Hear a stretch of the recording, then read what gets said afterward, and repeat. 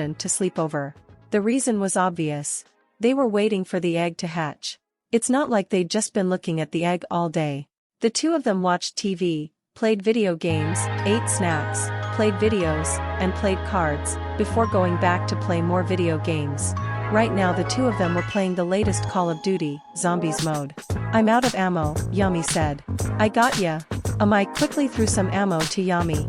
"Always go for the head. Conserves ammo." "Easy to say," Yami said as he continued playing. Crack! Both of them froze, as they heard a cracking sound coming from the egg, which was leaning up against the wall. The two of them immediately looked over to the egg and saw that there was indeed a crack, from which black liquid, similar to grim goop but more watery, leaked out. Crack! Crack crack! More and more cracks appeared in the egg until a whole hand popped out of the egg. Yami quickly got up and tore the egg open, flooding the area around it with black liquid, and allowing a girl to drop out onto the floor. The girl looked exactly like Yami, or rather a female version of him, with hair going down to her back. Huh? The girl quickly sprung to her feet in a panic, only to fall back onto her butt. "Calm," Yami ordered, and immediately, the girl's movements became less panicked and more confused. She looked up at her creator, her eyes brimming with curiosity. "Creator?" Yami nodded. "You understand? Information going into your brain?" The creation took a second to process all the information that was already in her brain. She was created by Yami to help fight against evil. She knows Japanese and can read and write. "Welcome to the world," Yami said, as Amai handed him a blanket, which he wrapped his new creation in. "Your name is Seikyo. You are my greatest creation."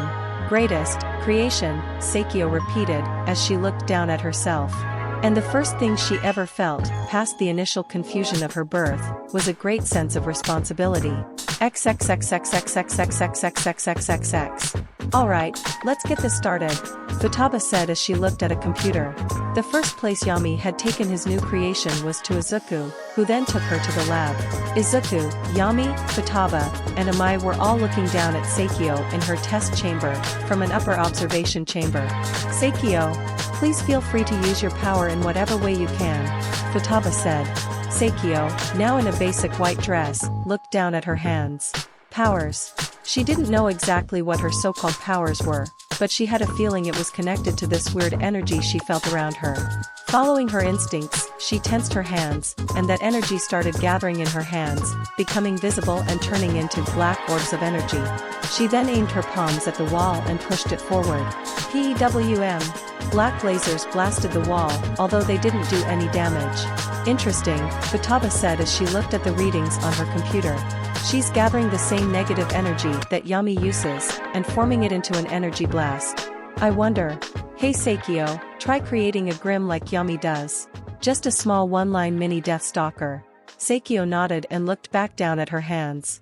Once again she centered all of the energy she could into one of her hands, but this time instead of an energy orb, it turned into a Death Stalker. Curious, she set the thing on the ground and made it move around, going in a circle. Then after that, she focused some more energy on it, causing it to grow to the size of a small dog. Interesting. So this is my power, Seikyo thought. I wonder what else I can make. In her hands, she gathered more energy and made a black gemstone. Then she made a black fist. Then she made a sword. Fascinating, it appears she can take the negative emotions in the area, and not just convert them into power, but form them as well, Futaba said. Although it appears her constructs require constant focus to keep their form, unlike Yami's, she can't absorb negative energy, so her power is limited by how much negative energy is around her. So she'd be a lot stronger in a more populated area, away from Yami who's also absorbing negative energy. Izuku was brought up. Yeah, ironically, Yami's greatest creation is nerfed by being around him, Futaba said. Is she strong? Yami asked. Oh yeah, plenty strong, Futaba confirmed. At max power that is.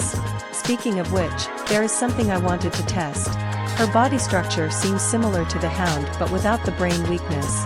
I want to test her regeneration. Just tell me what happens when she gets injured and I'll dash. Slice.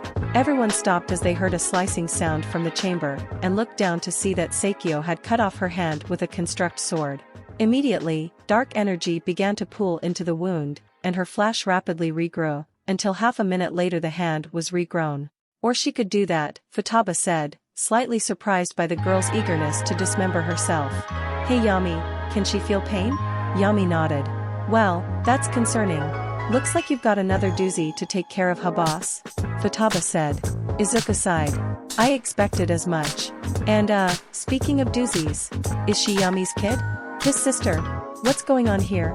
Futaba asked. Wait, if she's Yami's kid, and she was made with my candies, am I a mom?